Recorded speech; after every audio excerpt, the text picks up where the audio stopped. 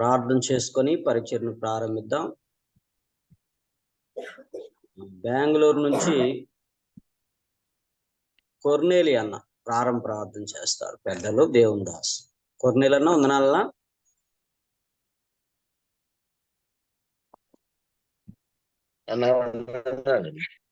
వందనాలన్నా ప్రార్థన చేయండి.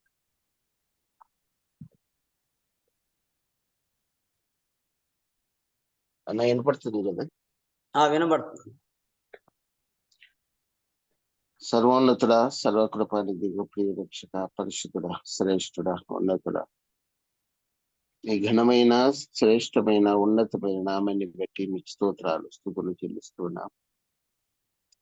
ఉదయకాలం నా తండ్రి నీ పాద సన్నిధిలో చేరి బా తండ్రి అని మొదపెట్టుకుంటూ ఇచ్చిన ఈ అవకాశాన్ని బట్టి దేవా మీకు స్తోత్రాలు చెల్లిస్తున్నాం.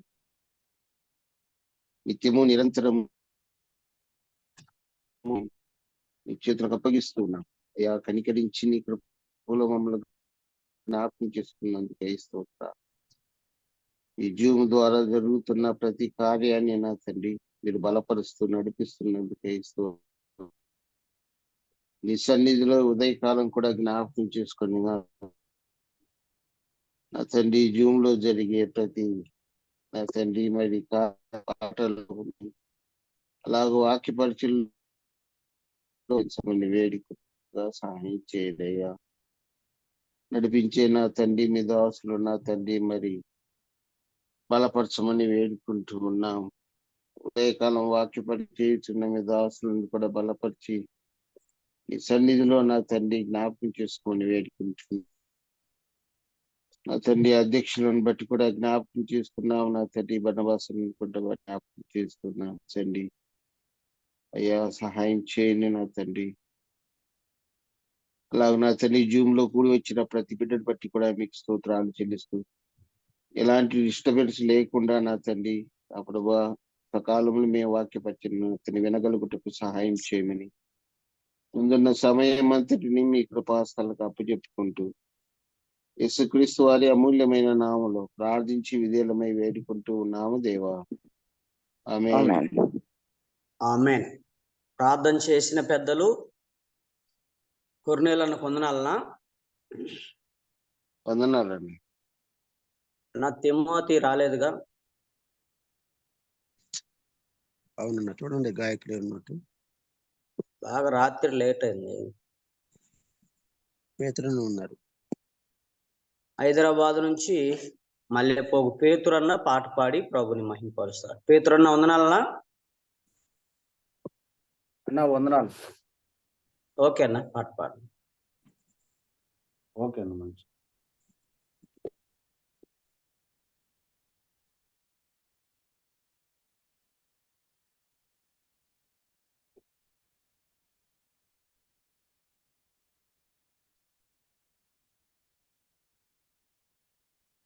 నీ ప్రేమే నాకు చాలయ్యా ఓ యేసయ్యా, నీ కృపయే నాకు తోడయ్యా ఓ యేసయ్యా, నీ దీవెనా నాకు చాలయ్యా, నీ దీవెనా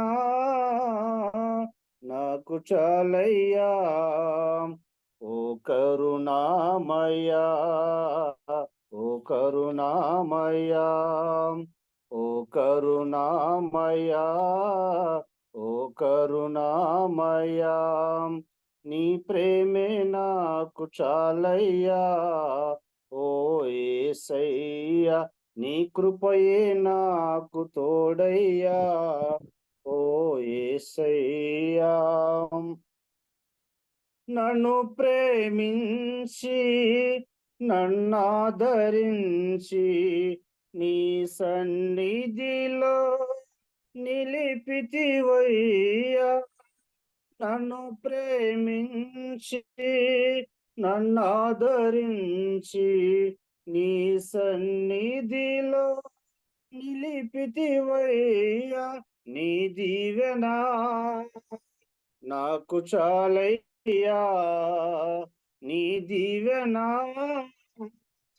నాకు చాలయ్యా ఓ కరుణామయ్యా ఓ కరుణామయ్యా ఓ కరుణామయ్యా ఓ కరుణామయ్యా నీ ప్రేమే నాకు చాలయ్యా ఓ యేసయ్యా నీ కృపయే నాకు తోడయ్యా ఓ మెస్సయ్యా ఈ లోక మనుషులు నన్ను ద్వేషించిన నన్ను నీవు విడువని దేవుడా ఈ లోక మనుషులు నన్ను ద్వేషించిన నన్ను నీవు విడువని దేవుడా నీ దీవెన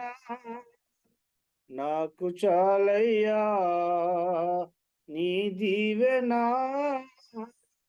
నాకు చాలయ్యా ఓ కరుణామయ్యా ఓ కరుణామయ్యా ఓ కరుణామయ్యా ఓ కరుణామయ్యా నీ ప్రేమే నాకు చాలయ్యా ఓ యేసయ్యా నీ కృపయే నాకు తోడయ్యా ఓ మెస్సయ్యా నీ ప్రేమే నాకు చాలయ్యా ఓ యేసయ్యా నీ కృపయే నాకు తోడయ్యా ఓ మెస్సయ్యా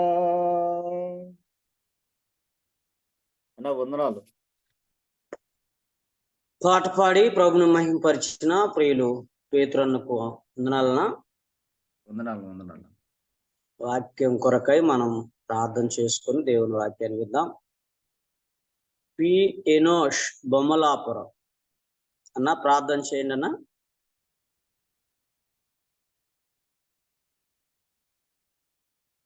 ఎనోష్ అన్న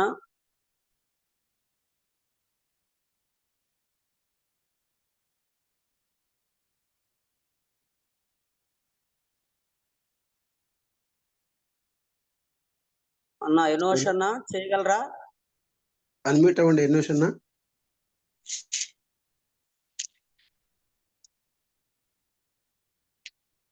అన్నా వినిపిస్తుందా? వినపడుతుంది అన్న, చేయండి. ప్రార్థన చేద్దామన్నా. ఓకే. మహాగరుడా, పరిశుద్ధుడా, మా రక్షక యేసయ్య నీ పరిశుద్ధ నామానికి వందనాలు, స్తుతులు, స్తోత్రాలు తెరినాయన. ఉదయకాలం వేళ తెరినాయన, ఈ జూమ్ మీటింగ్ ద్వారా తెరినాయన, మీ పాద సన్నిధి చేరి తెరినాయన. అనేక మంది తెరినాయన ఈ మాటలు వినటానికి తెరినాయన. ఈ మాటల ద్వారానైనా మేము ఆత్మీయంగా అభివృద్ధి చెందటానికి మీరు ఇచ్చిన గొప్ప అవకాశానికి ఎవరైనా స్తుతులు, స్తోత్రాలు తెరినాయన.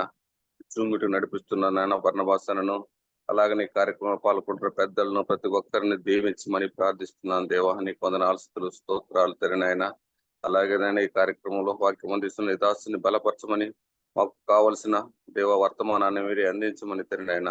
సమస్త మహిమ ఘనత ప్రభావాలు నీకు ఆరోపించుకుంటూ నా రక్షకుడు నా కోసం ప్రాణం పెట్టి తిరిగి రానున్న యేసునామమున ప్రార్థించి అడిగి వేడుకుంటున్నాను తండ్రి, ఆమేన్. ప్రార్థన చేసిన ఎనోష్ అన్న వందనాలనా. వందనాలన్నా. తెలంగాణ రాష్ట్రం బాలాపూర్ నుండి మరి దేవుని దాసులు యాదల సురేష్ బాబు అన్న మనకు దైవ సందేశాన్ని అందించవలసిందిగా వారిని ప్రేమతో ఆహ్వానిస్తూ ఈ సమయాన్ని అప్పగిస్తాం. సురేష్ బాబు అన్న వందనాలనా.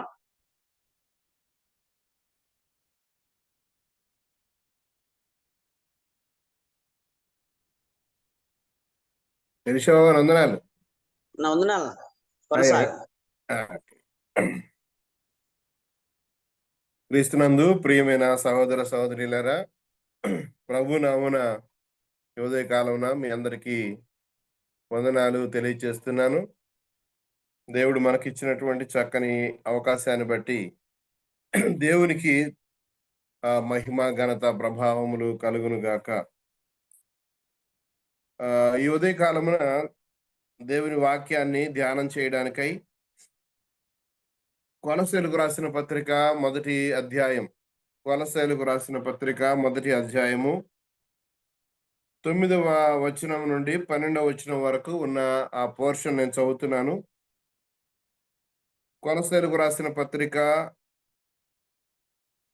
మొదటి అధ్యాయము 9 నుంచి 12 వచనాలు నేను చదువుతున్నాను. అందుచేత ఈ సంగతి వినిన నాటి నుండి మేమును మీ నిమిత్తము ప్రార్థన చేయటం మానక మీరు సంపూర్ణ జ్ఞానమును ఆత్మ సంబంధమైన వివేకము గలవారును ఆయన చిత్తమును పూర్ణముగా గ్రహించిన వారునై ప్రతి సత్కార్యములో సఫలులగుచు దేవుని విషయమైన జ్ఞానమందు అభివృద్ధి పొందుచు అన్ని విషయములలో ప్రభువును సంతోషపెట్టినట్లు ఆయనకు తగినట్టుగా నడుచుకొనవలెననియు ఆనందముతో కూడిన పూర్ణమైన ఓర్పును దీర్ఘశాంతమును కనబరుచున్నట్లు ఆయన మహిమ శక్తిని బట్టి సంపూర్ణ బలముతో బలపరచబడవలెననియు తేజోవాసులైన పరిశుద్ధుల స్వాస్థ్యములో పాలివారమగుటకు మనలను పాత్రులుగా చేసిన తండ్రికి మీరు కృతజ్ఞతాస్తుతులు చెల్లింపవలననియు దేవుని బతిమాలుచున్నాము. ప్రియులారా, చదవబడినటువంటి ఈ లేఖన భాగం దేవుడు మనందరి కొరకై దీవించి అనుగ్రహించునుగాక. దేవుని దాసుడు, దేవుని సేవకుడైనటువంటి అపోస్తలుడైన పౌలు కొలస్సీలో ఉన్న సంఘములోని పరిశుద్ధులకు, విశ్వాసులకు ఆయన వ్రాసేటువంటి ఈ లేఖలో అనేక సంగతులు, అనగా ఆత్మీయముగా వారిని పురికొల్పటానికి, ఆత్మీయముగా సరిచేయడానికి, ఆత్మీయముగా వారిని ప్రభువుకు దగ్గరగా నడిపించడానికి అనేక విషయాలు వ్రాశారు. ఇందులో మనం చదువుకున్నటువంటి ఈ భాగంలో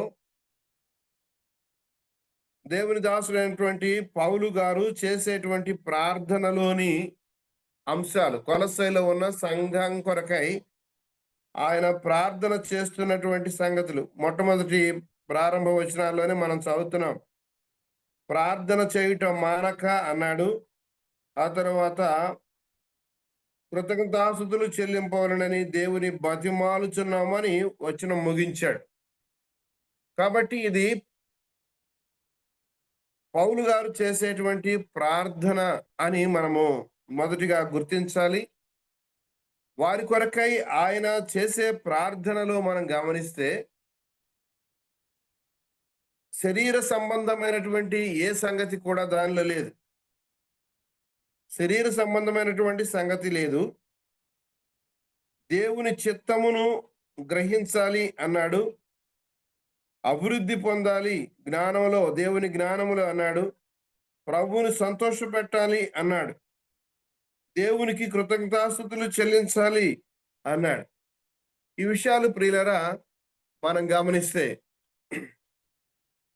ప్రార్థనలో ప్రాముఖ్యంగా ఉండాల్సినటువంటి సంగతులు ఏంటో మనకి ఇక్కడ జ్ఞాపకం చేయబడుతున్నాయి. ఈనాటి మన ప్రార్థనలు మనం గమనిస్తే మనము కూడా ప్రార్థన చేస్తాం. విశ్వాసులమైన నాటి నుండి మనము దేవుని సన్నిధిలో ప్రార్థన చేసేది ఉన్నది. అయితే ప్రియులారా, ప్రార్థన చేసేటువంటి మనం మన జీవితాలలో దాన్ని కొద్దిగా అనాలిసిస్ చేసుకుంటే భౌతిక సంబంధమైన అక్కరలు, ఆత్మ సంబంధమైన అక్కర్లుగా రెండుగా విభజించుకుంటే మనకు అర్థమైపోద్ది. ఒకవేళ ప్రభువు మనం చేసిన ప్రార్థనను విశ్లేషిస్తే ఏ సంబంధమైనవి ఎక్కువ అడుగుతున్నాం అని అంటే ప్రియులారా, చాలాసార్లు మన ప్రార్థన దేవుని వాక్యానికి సరిపోయినదిగా ఉండదు. ఆత్మ అయిన దేవుని యొక్క ఇష్టానికి సంబంధించిందిగా ఉండదు. అందుకే యోహాను తన పత్రికలో రాస్తున్నాడు, ఆయనకు ఇష్టమైనవి, ఆయనకు అనుకూలమైనవి మనం అడిగితే ఆయన తప్పకుండా అనుగ్రహిస్తాడు.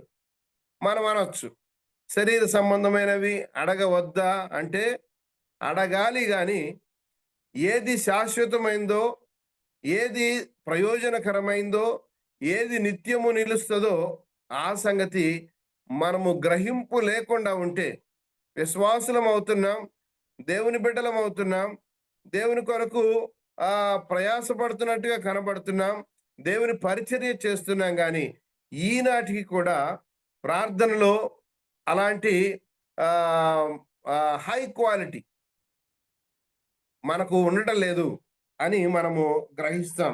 అయితే దీనిలో మనము అన్ని సంగతులు మనం ధ్యానం చేయగానే ఒక సంగతి మటుకు మనము జ్ఞాపకం చేసుకుందాం. ఏంటంటే ఆయన మీరు సంపూర్ణమైన జ్ఞానమును ఆత్మ సంబంధమైన వివేకము గలవారును ఆయన చిత్తమును పూర్ణముగా గ్రహించిన వారుగా ఉండాలి. అపోస్తలుడైన పౌలు యొక్క ఉద్దేశం ఏంటంటే కొలొస్సెలో ఉన్న సంఘములోని విశ్వాసులు ఆయన చిత్తమును పూర్ణముగా గ్రహించిన వారుగా ఉండాలి.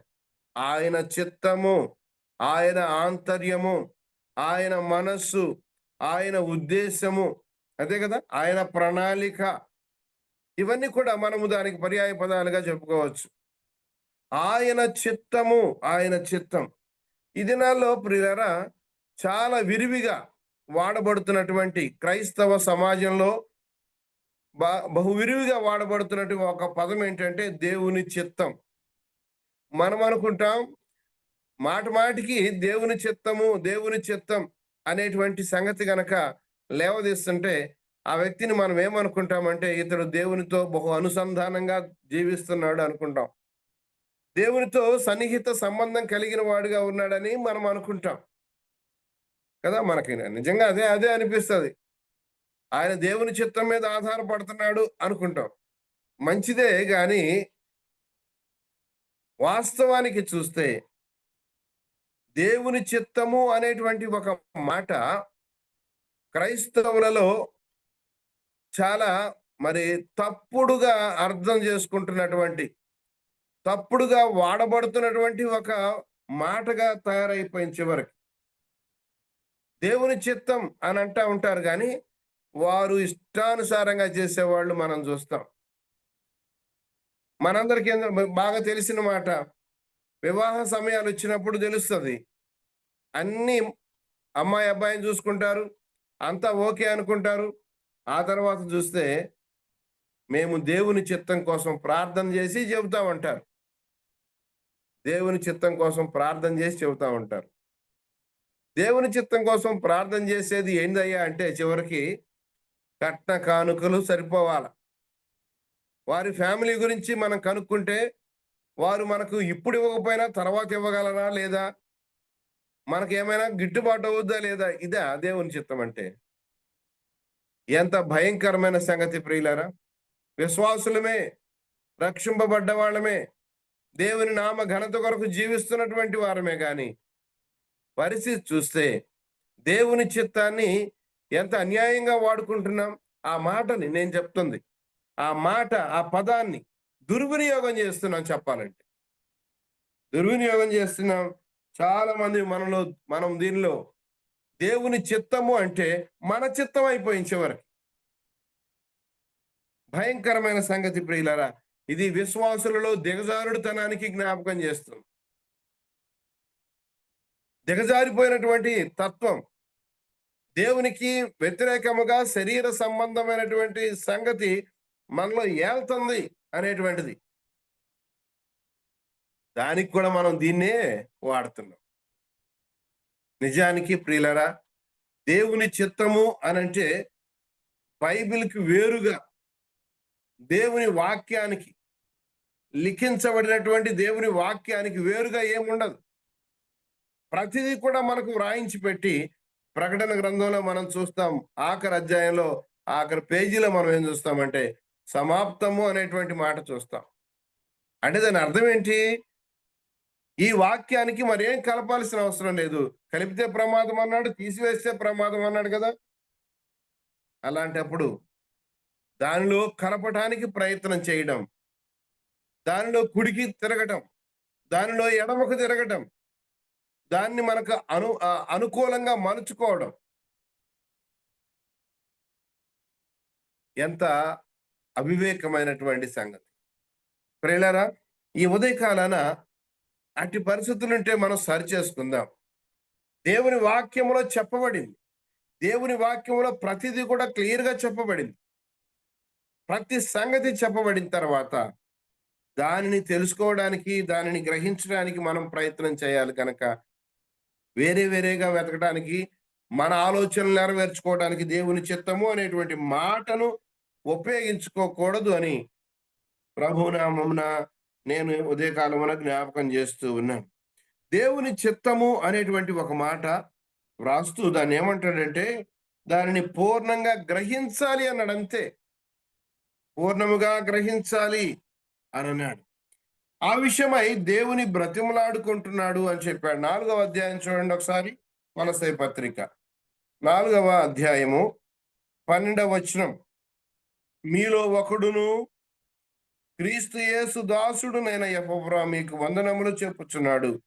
మీరు సంపూర్ణులను, ప్రతి విషయములో దేవుని చిత్తమును గూర్చిన సంపూర్ణ ఆత్మ నిశ్చయత గలవారునై నిలకడగా ఉండవలనని ఇతడు ఎల్లప్పుడూ మీ కొరకు తన ప్రార్థనలో పోరాడుచున్నాడు. దేవుని చిత్తమును గూర్చిన సంపూర్ణ ఆత్మ నిశ్చయత గలవారుగా ఉండాలి ప్రతి విషయంలో అని ఎపఫ్రా, దేవుని దాసుడైన ఎపఫ్రా ప్రార్థన చేస్తున్నాడు ప్రియులారు. కాబట్టి దేవుని చిత్తము అని మొదటి వచనంలో మొదటి అధ్యాయంలో కనబడుతుంది. చివరి అధ్యాయంలో చివరికి వెళుతున్న కొద్దీ మరలా దేవుని చిత్తము అనేటువంటి మాట పరిశుద్ధాత్ముడు 2 సార్లు ఈ మాట వ్రాయించాడు. దేవుని చిత్తమును పూర్ణంగా గ్రహించాలి, దేవుని చిత్తమును గూర్చిన సంపూర్ణ ఆత్మ నిశ్చయత గలవారై ఉండాలి అని ఈ సంగతులు చూస్తుండగా దేవుని చిత్తము యొక్క ఆవశ్యకత, విశ్వాసి జీవితంలో దేవుని చిత్తము యొక్క ఆవశ్యకత ప్రియులారా ఎంతైనా ఉంది.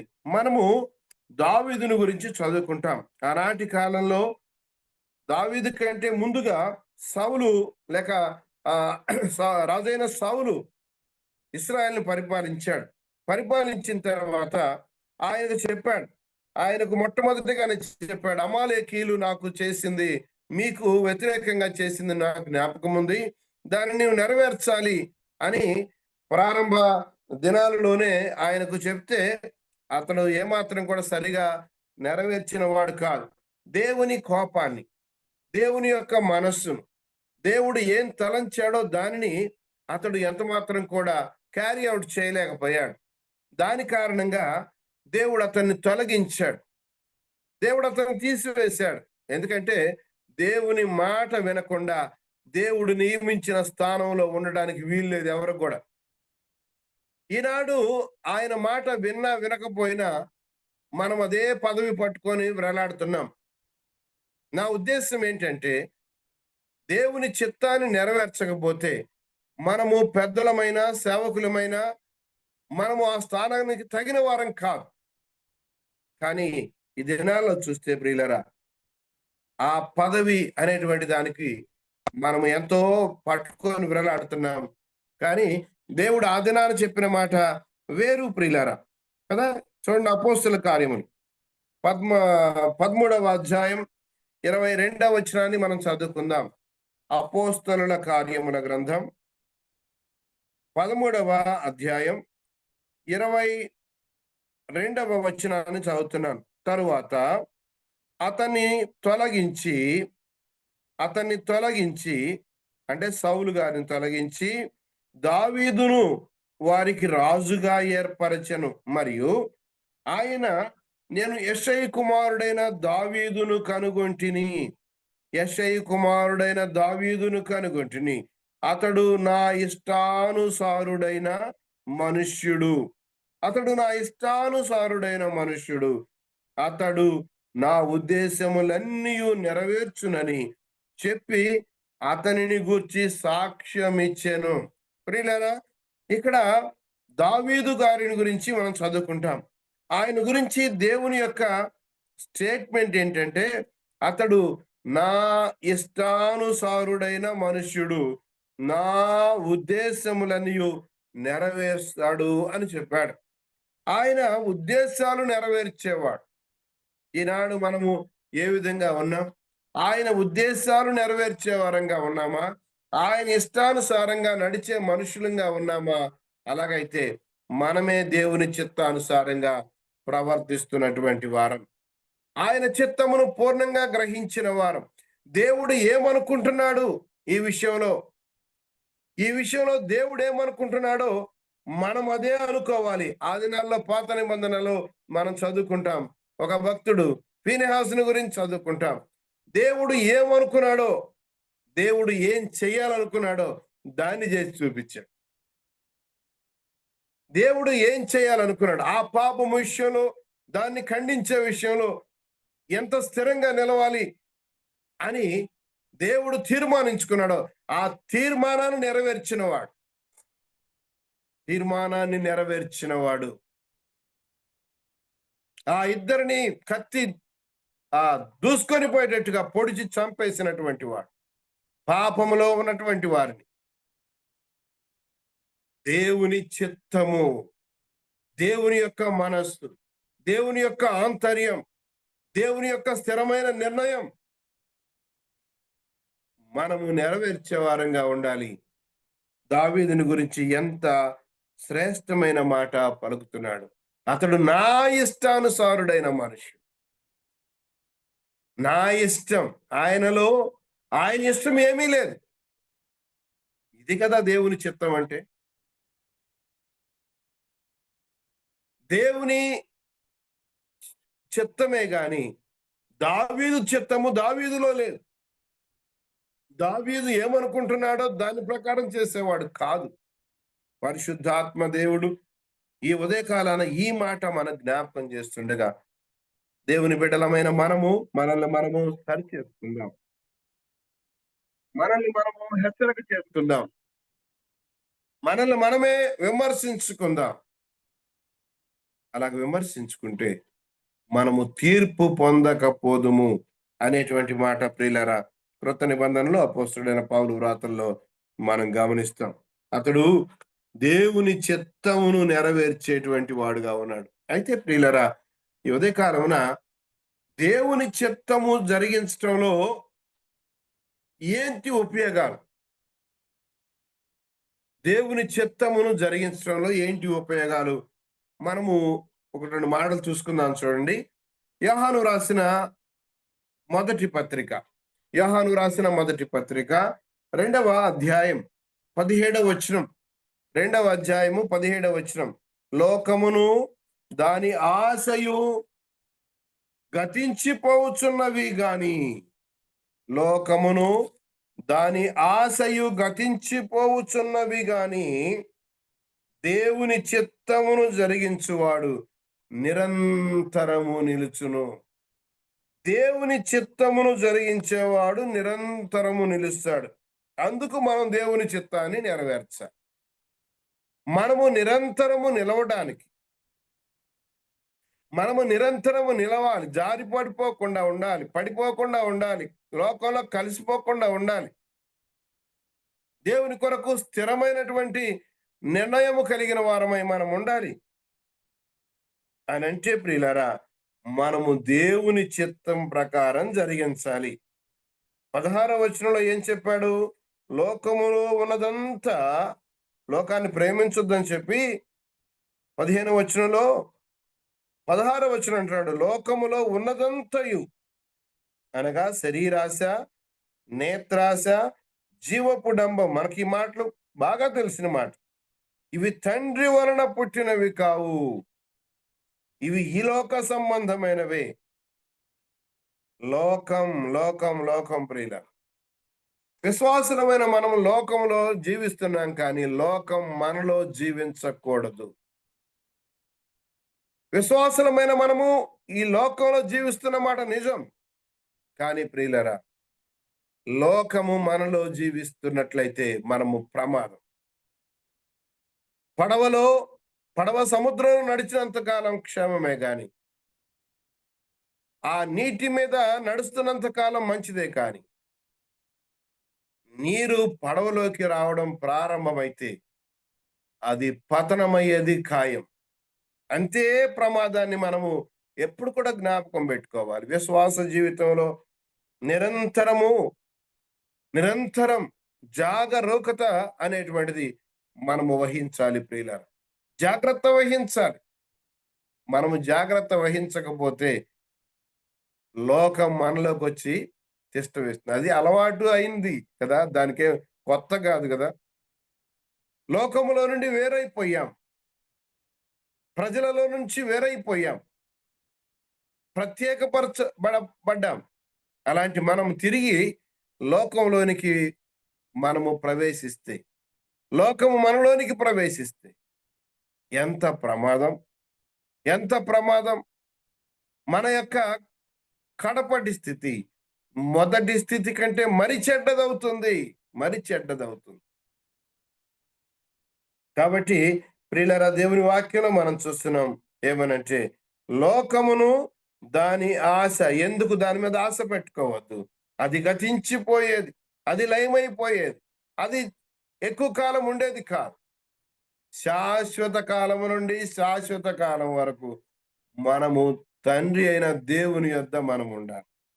దాని మీద మన ఆశ ఉండాలి, దాని మీద మన గురి ఉండాలి, దాని మీద మన లక్ష్యం ఉంచాలి, దాని మీద లక్ష్యం ఉంచాలి. దేవుని చిత్తాన్ని జరిగించేవాడు నిరంతరము నిలుస్తాడు, నిరంతరము నిలుస్తాడు. నంబర్ 1. రెండవదిగా చూడండి, రెండవ సంగతి మత్తయి సువార్త 12వ అధ్యాయం. మత్తయి సువార్త 12వ అధ్యాయం వచనం 50. 12వ అధ్యాయం వచనం 50. పరలోకమందున్న నా తండ్రి చిత్తము చొప్పున చేయువాడే నా సహోదరుడును, నా సహోదరియు, నా తల్లియు ననెను. దేవుడైన మన ప్రభువైన యేసు క్రీస్తు వారు ఆయన ఎంత క్లియర్ గా చెప్తున్నారంటే, ఎవరు ఆయనకు సంబంధించిన వారు, ఆయన ఫ్యామిలీ ఎవరో చెప్తున్నాడు. ఆయన ఫ్యామిలీ ఎవరో చెప్తున్నాడు. 46వ వచనంలో ఏం చదువుకుంటామంటే, జనసమూహములతో ఆయన ఇంకనూ మాట్లాడుచుండగా, ఇదిగో ఆయన తల్లి సహోదరులు ఆయనతో మాట్లాడగోరుచు వెలుపల నిలిచి ఉండిరి. వారు అనుకున్నారు, ప్రభు మాకు ప్రయారిటీ ఇస్తాడు, లోపల మాట్లాడుతున్నాడు, కానీ మేమున్నామని తెలిస్తే బయటకు వచ్చి మాతో మాట్లాడతాడు అని వారు ఆశించి చూశారు. అప్పుడు ఒక అతను వచ్చి, ఇదిగో నీ తల్లి నీ సహోదరులు నీతో మాట్లాడవలనని వెలుపల నిలిచి ఉన్నారు అని ఆయనతో చెప్పాను.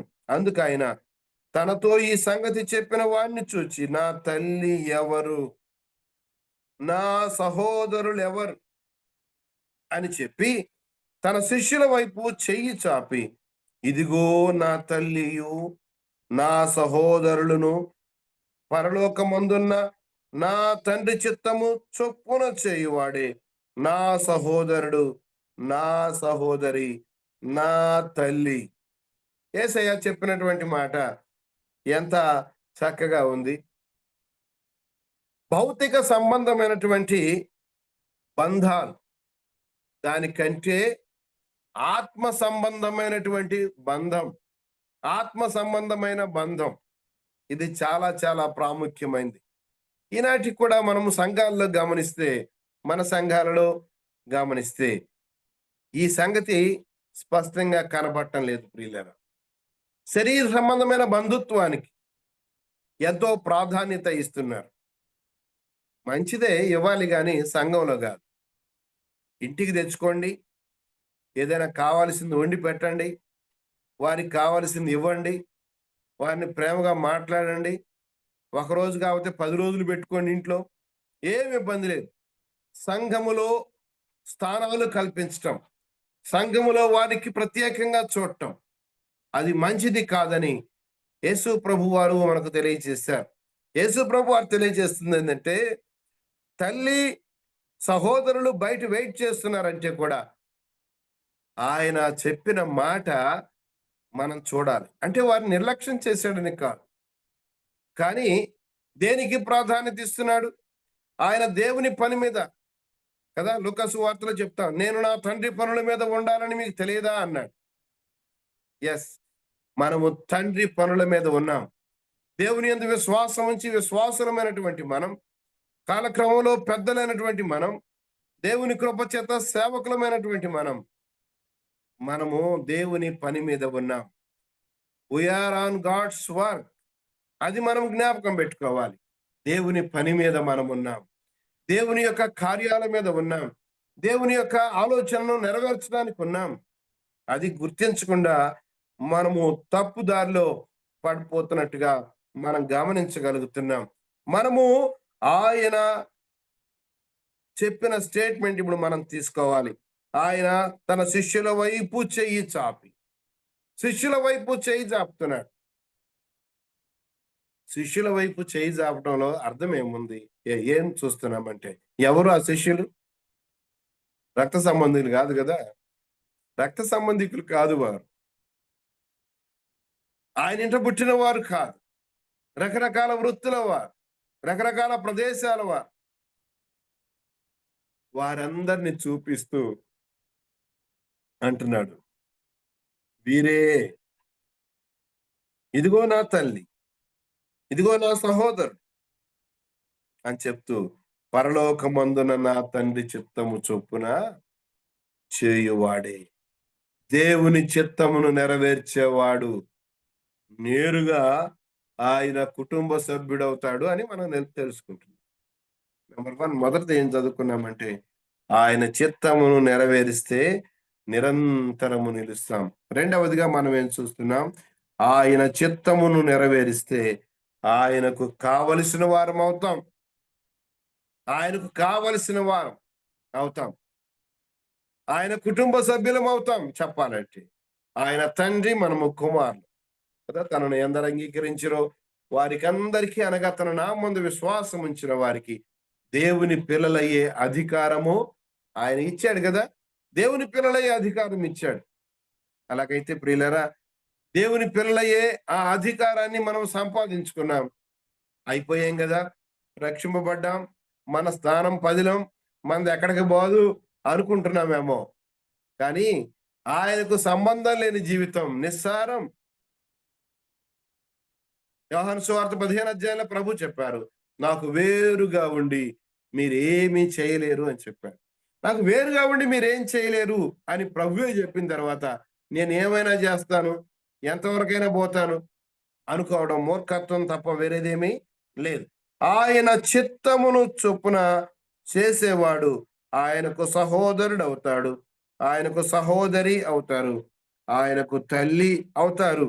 అంటే ఆయనకు కావలసిన వారు అవుతారు, ఆయన కుటుంబ సభ్యులు అవుతారు, ఆయన ఇష్టపడేవారు అవుతారు. ఆయన మనస్సు వారి మీద ఉంటది, ఆయన మనస్సు వారి మీద ఉంటది. మూడవదిగా చూస్తే, దేవుని చిత్తమును నెరవేరిస్తే ఏంటేంటి ప్రయోజనాలు మనం చూస్తున్నాం. యోహాను సువార్త 9వ అధ్యాయం, యోహాను సువార్త 9వ అధ్యాయం 31వ వచనం. యోహాను సువార్త 9వ అధ్యాయం 31వ వచనం. దేవుడు పాపుల మనవి ఆలకింపడని ఎరుగుదుము. దేవుడు పాపుల మనవి ఆలకింపడని ఎరుగుదుము. గుడ్డివాడైనటువంటి ఈ భిక్షకుడు దేవుని చేత బాగు చేయబడ్డాడు. తనకు చూపు వచ్చింది. చూపు వచ్చిన తర్వాత ఆయన ఇస్తున్న స్టేట్మెంట్ ఇది ఒక బలమైనటువంటి విశ్వాసి కదా. దేవుని వాక్యం బాగా ఎరిగినటువంటి వాడు చెప్పే ఒక గొప్ప స్టేట్మెంట్ లాగా మనకు కనబడుతుంది. దేవుడు పాపుల మనవి ఆలకింపడని ఎరుగుదుము. ఎవరికి చెబుతున్నాడంటే పెద్ద పెద్ద వాళ్ళకి, మీసాలు గడ్డాలు వచ్చి దేవుని కొరకు మేమే అసలైన వాళ్ళమని చెప్పుకునే వాళ్ళకి కదా ఆయన మాట్లాడుతుంది. ఆయన దేవాతి దేవుడు యేసుక్రీస్తు ప్రభు, ఆయన గురించి తప్పులు పట్టుకోవడానికి వచ్చినటువంటి వారు ఈ స్వస్థత పొందిన వాని విషయంలో వాడిని గుచ్చి అడుగుతున్నారు. 25వ వచనం చెప్తున్నాడు, నేను ఒకప్పుడు గుడ్డివాడినిగా ఉన్నాను, ఇప్పుడు చూస్తున్నాను. ప్రియులరా, మనం ఈ మాటలు ఆలోచన చేస్తున్నప్పుడు ఆయన ఇచ్చే స్టేట్మెంట్ ఏంటంటే, ఎవరు గుడ్డివాడుగా ఉండి ఇప్పుడు చూస్తున్నవాడు.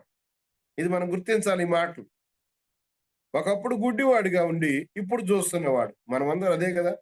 ఒకప్పుడు లోకంలో ఉన్నాం, ఇప్పుడు దేవుని బిడ్డలుగా అయ్యాం. మనం ఇప్పుడు చూస్తున్నాం అని చెప్పుకుంటున్నాం. చూస్తున్నామని చెప్పుకుంటున్నాం కానీ చూడటం లేదు. వచ్చిన గోలంతా అదే. మేము చూస్తున్నామని చెప్పుకుంటున్నాం, మనం చూడటం లేదు. గ్రహింపు లేకుండా ఉన్నాం.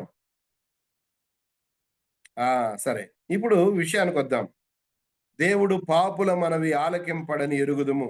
ఎవడైనాను దేవభక్తుడై ఉండి ఆయన చిత్తము చొప్పున జరిగించిన ఎడల ఆయన వాని మనవి ఆలకించును. దేవుని బిడ్డలమైన మనం అనేక విషయాల్లో ప్రార్థన చేస్తాం, అనేక సంగతులు ప్రభు దగ్గర పెట్టుకుంటాం. ఎందుకంటే ప్రభు మనకు ఆశ్రయము, ఆయన దుర్గం, ఆయన కేడం, ఆయన మన ప్రార్థన వినేవాడు. ఎస్, వెరీ గుడ్, అది మంచిది. ఆ ఆలోచన ఉండడం కూడా మంచిదే. కానీ మనం ఏం చేస్తే ఆయన మన మాట వింటాడు? ఏమి చేస్తే మనం చేసే ప్రార్థన ఆయన వింటాడు? ఆయన చిత్తమును చొప్పున జరిగిస్తేనే ఆయన మన మనవి ఆలకిస్తాడు. పాపుల మనవి ఆయన ఆలకింపడు. పాపుల మనవి ఆలకింపడు. అలాగైతే మొట్టమొదటిది ఆయన చిత్తము చొప్పున జరిగిస్తే నిరంతరం నిలుస్తాం. రెండవది ఆయన చిత్తము చొప్పున చేస్తే ఆయనకు కావలసిన వారం అవుతాం, ఆయన కుటుంబ సభ్యులం అవుతాం. మూడవదిగా ఆయన చిత్తమున చేస్తే, ఆయన చిత్తము చొప్పున చేస్తూ ఉంటే ఆయన మనము చేసే ప్రార్థన వింటాడు. ఒక వ్యక్తి జీవితంలో తను చేసే ప్రార్థన దేవుడు వినడం లేదు అని అంటే అయిపోయింది వాడి పని. ఇంకేం విశ్వాసి? తను చేసే ఏ ప్రార్థన కూడా దేవుడు వినడు, దేవుడు ఆలకించడు, దేవుడు సమాధానం ఇవ్వడు, దేవుడు ఆ ప్రార్థనను చెవి ఇవ్వడు అని అంటే కదా మనం చదువుకుంటాం కదా, ఆయనకు మనకు మన పాపాలు ఒక పెద్ద కట్టంలాగా తయారై మనవి ఆయన దగ్గరకు పోకుండా చేస్తున్నాయి.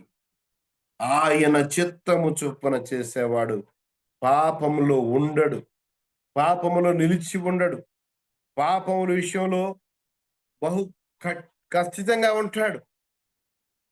అలాగ ఉంటే ఆయన చిత్తమును ఈ లోకంలో మనము నెరవేర్చే వారంగా మనం ఉన్నామని దేవుని మాటలను బట్టి మనం చూస్తాం. కీర్తనల గ్రంథంలో 40వ కీర్తన 8వ వచనం. కీర్తనల గ్రంథం 48. ఈ దేవుని చిత్తమును నెరవేర్చడంలో ఒక కీలకమైనటువంటి వచన భాగం అది. దేవా, నీ చిత్తము నెరవేర్చుట నాకు సంతోషము, నీ ధర్మశాస్త్రము నా ఆంతర్యములో ఉన్నది అని కీర్తనకారుడు దేవుని కనపరుస్తుంది. నీ చిత్తమును నెరవేర్చుట నాకు సంతోషం. ఇది ఏడుస్తూ చేసేది కాదు. ఏం చేస్తాం? ప్రభువు నమ్ముకున్నాం కదా. చాలా మంది అంటారు, బాగా గొడవలు అయినప్పుడు ఏం చేస్తాం బ్రదర్, దేవుని నమ్ముకున్నాం కదా, మాట్లాడకూడదు కదా అంటే దాన్ని నిజంగా ఏంది, దాని అర్థం ఏంటి చెప్పండి? అప్పుడు మన మనసు ఏంటి చెప్పండి? దేవుని నమ్ముకున్నాం కాబట్టి ఆగ్యం, లేకపోతే చేసి ఉండేవాడు. అక్కడ మనస్సు అనే దాన్ని కొద్దిగా మనం ఆలోచన చేస్తే ఆ మనసు ఏం కోరుకుంటుంది? నేను గనక ఫ్రీగా ఉంటే ఏమంటే చేసి ఉండేవాడు. బైబిల్ని కాసేపు పక్కన పెడితే నేనేమంటే చేసి ఉండేవాడు. ఇది కాదు. దేవుని చిత్తాన్ని నెరవేర్చేవాడు ఏడుస్తూ కాదు చేయాల్సింది. దేవుని చిత్తమును చేయాలి అని అనుకునేవాడు అది సంతోషంగా చేయాలి. నా దేవుని చిత్తాన్ని నేను చేస్తున్నాను, ఆహా నాది ఏమి భాగ్యము అనుకోవాలి. నా భాగ్యం ఎంత గొప్పది అనుకోవాలి.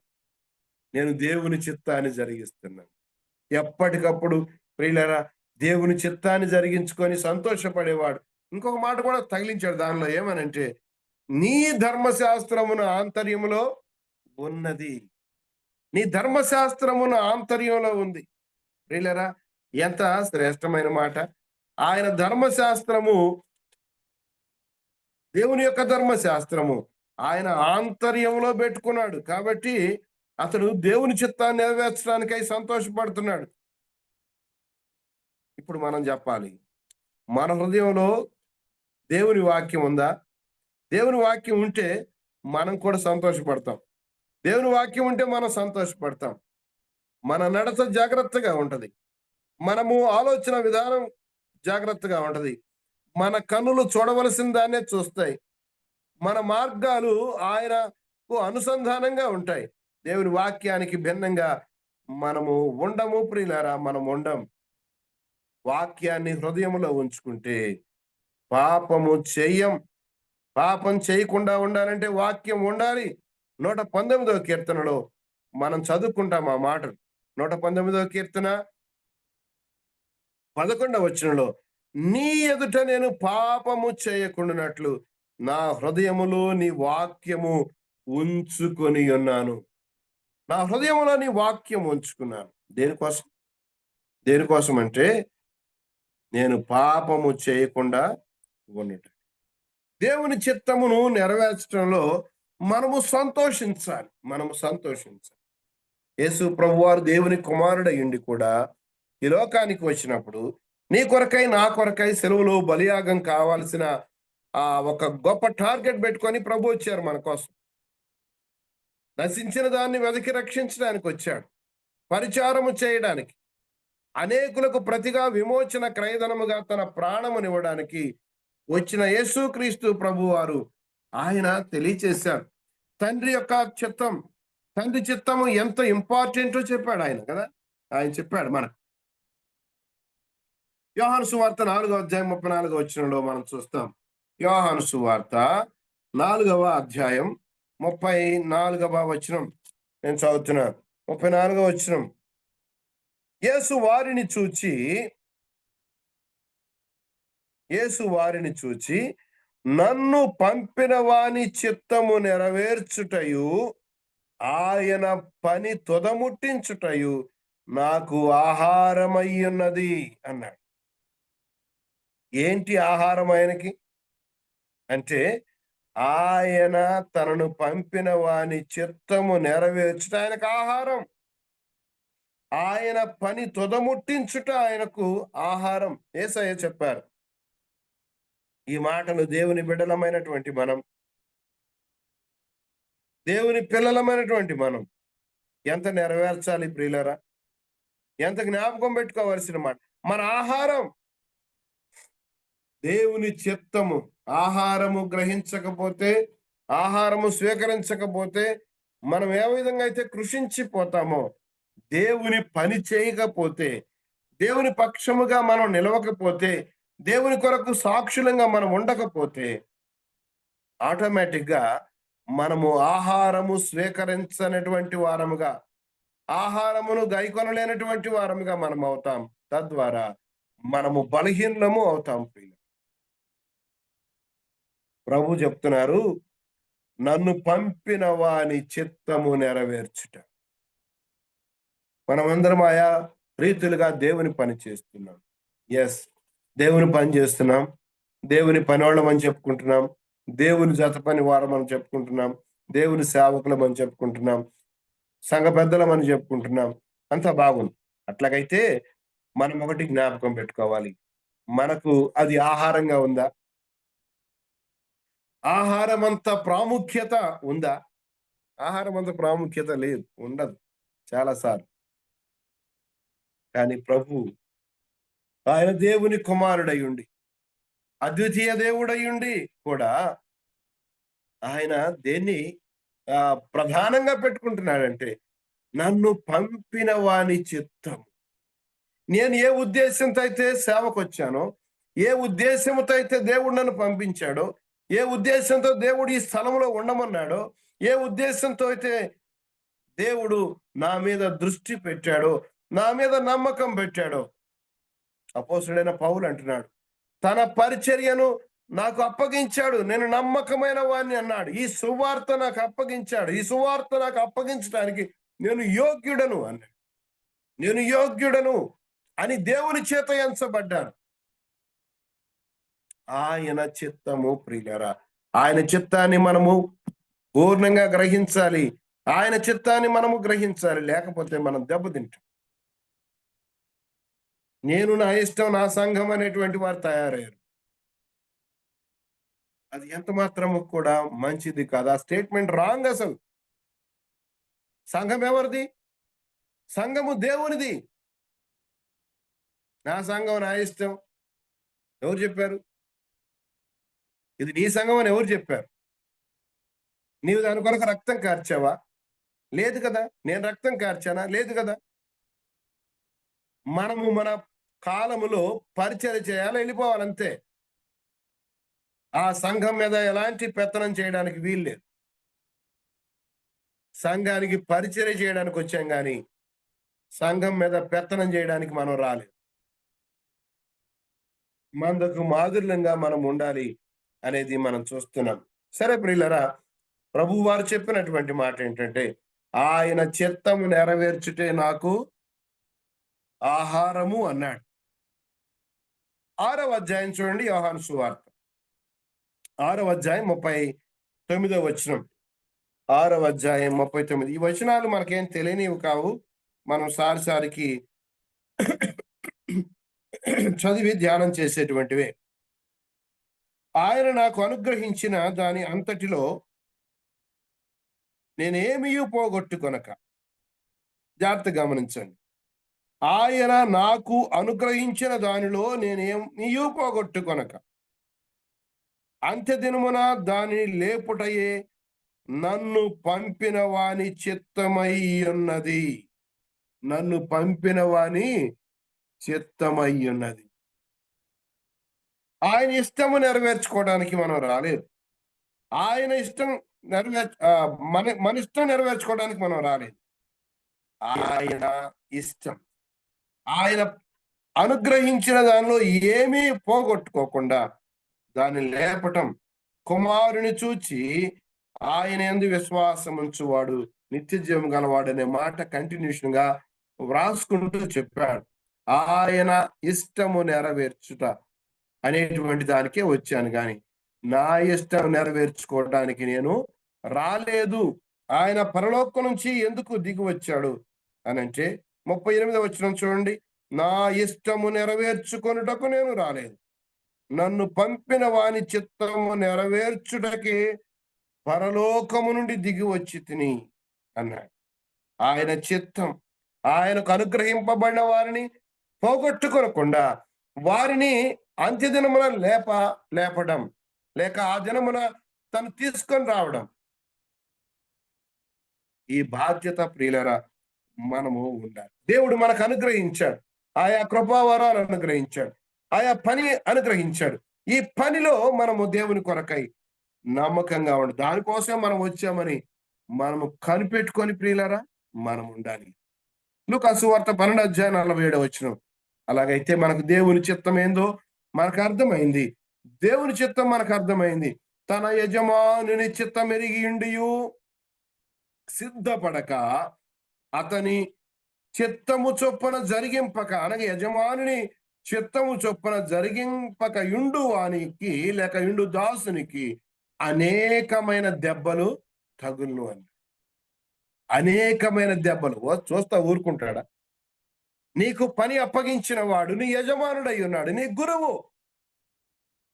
నీవు శిష్యుడవు, నేను శిష్యుడను. గురువు గారి అనుసంధానంగా ఆయన చెప్పిన ఆజ్ఞల మేరకు మనం జీవించాలి, ఆయనకు ఇష్టానుసారంగా జీవించాలి. ఇక్కడ మనం చదువుకుంటున్నాం ఏమనంటే, ఆయన చిత్తము చొప్పున జరిగించకపోతే ఆ దాసునికి అనేకమైన దెబ్బలు తగులుతాయి, అనేకమైన దెబ్బలు తగులుతాయి. ఇంతకి దేవుని చిత్తం అంటే ఏంటో చూసుకొని ముగించుకుందాం. దేవుని చిత్తం జరిగిస్తే ప్రయోజనాలు చూసాం. దేవుని చిత్తము జరిగించాలంటే ఎలాగా అంటే మన మానసిక స్థితి ఎట్లా ఉండాలంటే మనము సంతోషిస్తూ చేయాలి. అలాగా మన ప్రభు వారు చేశారు. ఇప్పుడు మనము ఆయన చిత్తం అంటే ఏంటో త్వరగా చూసుకొని ముగించుకుందాం. యోహాను సువార్త 6వ అధ్యాయంలో చూస్తే 40వ వచనం, 6వ అధ్యాయం 40వ వచనం చూస్తే, కుమారుని చూచి ఆయన యందు విశ్వాసం ఉంచువాడు ప్రతివాడు నిత్య జీవం పొందుటయే ఆయన చిత్తము. దేవుని యందు విశ్వాసం ఉంచుట అనేటువంటిది ఆయన చిత్తం. లోకములో ప్రతివారు యేసు ప్రభునందు విశ్వాసం ఉంచుట ఆయన చిత్తం. ఇది ఆయన చిత్తం. మొట్టమొదటిగా మన జీవితంలో ఉండాల్సింది రక్షణానుభవం, రక్షింపబడిన అనుభవం. అది రక్షింపబడిన అనుభవం లేకుండా మనము మొట్టమొదటిగా దేవుని బిడ్డలమే కాదు, ఆయన చిత్తాన్ని అసలు పూర్తిగా నెరవేర్చని వారంగా మనం ఉన్నాం. రెండవది, ఆయన విశ్వాసం ఉంచుట, నిత్య జీవం పొందుట ఆయన చిత్తం. రెండవదిగా తెస్సలోనికైలకు రాసిన మొదటి పత్రిక 4వ అధ్యాయం 3వ వచనంలో పరిశుద్ధుల మగుట అన్నాడు. జారత్వమునకు దూరముగా ఉండుట అన్నాడు. పరిశుద్ధులముగా ఉండుట, జారత్వానికి దూరంగా ఉండటం. ఆ భాగంలో చెప్పాడు, పరిశుద్ధ అవటానికే దేవుడు మనల్ని పిలిచాడు గాని పాపం చేయడానికి కాదు, జారత్వం చేయడానికి కాదు, మన శరీరాన్ని మనకిష్టానుసారంగా ఉపయోగించుకోవడానికి కాదు అని అక్కడ ఖరాఖండిగా జ్ఞాపకము చేశాడు. ప్రియుల, మనం చూడండి, పరిశుద్ధులగుటకే దేవుడు మనల్ని పిలిచిన 7వ వచనంలో అంటాడు, అపవిత్రులుగా ఉంటకు పిలవలేదు. అలాగైతే ప్రియులారా, పరిశుద్ధులుగా ఉండడానికి పిలిచాడు, పరిశుద్ధపరిచాడు, పరిశుద్ధులుగా ఉండాలని కోరుకుంటున్నాడు. దాన్ని దాటి మనము బయటికి రావడానికి లేదు. ఆ యొక్క సర్కిల్ నుంచి మనం బయటకు వస్తే పరిశుద్ధతను కోల్పోయే వారంగా ఉన్నాం. జారత్వానికి దగ్గరికి వెళ్తాం, లోకానికి దగ్గరికి వెళ్తాం, లోకంలోనికి వెళ్తాం, లోకంలో కలిసిపోతాం. రెండవదిగా మనం ఏం చదువుకుంటున్నామంటే, మనము జారత్వమునకు దూరముగా ఉండుట. మూడవదిగా ఇదే భాగంలో మనం చూస్తాం, 4వ అధ్యాయం 4-5 వచనాలు. మీలో ప్రతివాడును దేవుని ఎరుగని అన్ని జనుల వలె కామాభిలాష యందు కాక పరిశుద్ధత యందును ఘనత యందును తన ఘటమును ఎట్లు కాపాడుకొనవలనో ఎరిగియుండుట దేవుని చిత్తం. పరిశుద్ధతను ఎట్లా కాపాడుకోవాలి, లేస్తే మన ఉద్దేశం అదై. లోకంలోనికి వెళ్తున్నాం, మన చుట్టూ అన్ని జనులు ఉన్నారు, ప్రభు నెరగని వారు ఉన్నారు. వారి మధ్యకి వెళ్ళినప్పుడు మనము జాగ్రత్తగా చూసుకోవాల్సింది ఏంటంటే, మన పరిశుద్ధత ఎక్కడ కూడా భంగము కాకుండా ఉంది. పరిశుద్ధతను కాపాడుకోవడానికి అది ఎరిగి ఉండడం దేవుని చిత్తం అన్నాడు. ఎంత విశేషంగా చెప్తున్నాడో. తెస్సలోనికైలకు రాసిన పత్రిక 5వ అధ్యాయం మొదటి పత్రిక 5వ అధ్యాయం 18వ వచనంలో మనం చూస్తాం. 18వ వచనంలో, ప్రతి విషయమందును కృతజ్ఞతాస్తుతులు చెల్లించుడి, ఇలాగు చేయుట యేసుక్రీస్తునందు మీ విషయంలో దేవుని చిత్తము. ప్రతి విషయంలో కూడా కృతజ్ఞతాస్తుతులు చెల్లించాలి అన్నాడు. కృతజ్ఞత కలిగిన వారమయ్యుండుట దేవుని చిత్తము. కృతజ్ఞత లేకపోతే దేవుణ్ణి స్తుతించేది మర్చిపోతాం, దేవుడిచ్చిన మేలును మర్చిపోతాం, దేవుడిచ్చినటువంటి దాన్ని బట్టి తృప్తి చెందక అసంతృప్తికి గురై పాపము చేయడానికి అవకాశం ఉంది. కాబట్టి కృతజ్ఞతాస్తుతులు చెల్లించుట మూడవదిగా దేవుని చిత్తము అని మనం చదువుతున్నాం. 4వదిగా మనం చదువుకుంటున్నాం. మొదటిది నిత్య జీవం పొందుట, రెండవది జారత్వమునకు దూరముగా ఉండుట, మూడవది పరిశుద్ధులముగా ఉండుట. పరిశుద్ధంగా ఉండడానికి మనల్ని మనం కాపాడుకోవడం అనేటువంటి ఆ మెకానిజాన్ని మనం ఎరిగి ఉండడం అన్నాడు. 4వదిగా కృతజ్ఞతాస్తుతులు చెల్లించుట అని మనం చదువుకుంటున్నాం.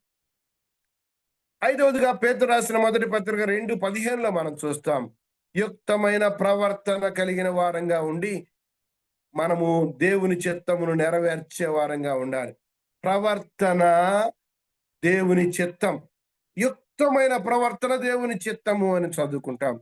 6వదిగా పేతురు రాసిన మొదటి పత్రిక 3వ అధ్యాయం 15వ వచనంలో, క్రీస్తును ప్రభువుగా మన హృదయంలో ప్రతిష్ఠించు.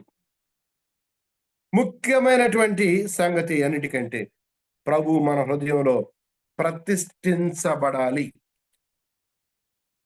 మన హృదయంలో ప్రతిష్ఠించబడాలి, మన తీసేసుకోవడానికి కాదు. ఆయన శాశ్వతముగా మన హృదయంలో ఉండడానికి మనం ఏం చేయాలి? ప్రతిష్ఠించుకోవాలి. ఆ వచనాన్ని ఎట్లా చెప్పాడంటే, నిర్మలమైన మనస్సాక్షి గల వారై మీలో ఉన్న నిరీక్షణ గురించి మీ హృదయముల యందు క్రీస్తు ప్రభుని ప్రభువుగా ప్రతిష్ఠించాలి. ఇది దేవుని చిత్తము అని చెప్పాడు. ప్రభువుని ప్రతిష్ఠించుకోవాలి, ప్రభువుని సింహాసనాసీనునిగా చేసుకోవాలి. మన హృదయంలో ఆయన ఏలుబడి చెయ్యాలి, మన హృదయంలో ఆయన ఆలోచన నెరవేరాలి. లోకానికి సంబంధించింది ఏది కూడా నెరవేరడానికి వీల్లేదు. కాబట్టి ఇది దేవుని చిత్తం. దేవుని చిత్తాన్ని జరిగిస్తే ఎలాంటి ప్రయోజనాలు చూసాం. యేసు ప్రభువారు చెప్పారు, తండ్రి చిత్తాన్ని నెరవేర్చుటకు నేను దిగొచ్చానన్నారు. ఆయన చిత్తాన్ని నెరవేర్చుకోవడానికి కాదు. కాబట్టి ఆయన చిత్తం ఏదో రోమాపత్రికలో రాసినట్లుగా 12:2 పరీక్షించి తెలుసుకోవాలి. అంటే మనస్సు మారి నూతన మగుట వలన రూపాంతరము పొందాలి. దేవుని వాక్యానికి ఎంత మనం విధేయత చూపిస్తామో అంతగా మనము రూపాంతరము చెందుతాం. ప్రభు వలె మనము ముందుకు కొనసాగలుగుతాం. దేవుడు తన వాక్య భాగాన్ని ఈ ఉదయ కాలమున వినినటువంటి ప్రతి ఒక్కరి హృదయంలో స్థిరపరచి ఫలింప చేయునుగాక. ఎలిషా బాబా వందనాలు. వందనాలనా. జీవనది ఆడియోలో మేము ప్రతి వారంలో కలుస్తూ ఉన్నాం. మరి ఆ సురేష్ బాబు అన్న ఈరోజు ముఖాముఖిగా చూశాను. వందనాలు సురేష్ బాబు అన్న. వందనాలు. ఓకే, మరి చక్కగా పౌలు యొక్క ప్రార్థన, శరీర సంబంధ విషయాలు ఏమి లేవు కానీ ఆత్మ సంబంధ విషయాలు, ఆయన చిత్తాన్ని ఎలా మనము గ్రహించాలో తెలుసుకోవాలా ఆ విషయాలు. మరి దావీదు ఎలా ఆయన ఉద్దేశాలు నెరవేర్చాడు ఆ విషయాలు విన్నాం. ఆయన చిత్తాన్ని జరిగిస్తే ప్రయోజనాలు ఏంటో కూడా విన్నాం. నిరంతరం నిలుస్తాం, ఆయన పిల్లలం అవుతాం.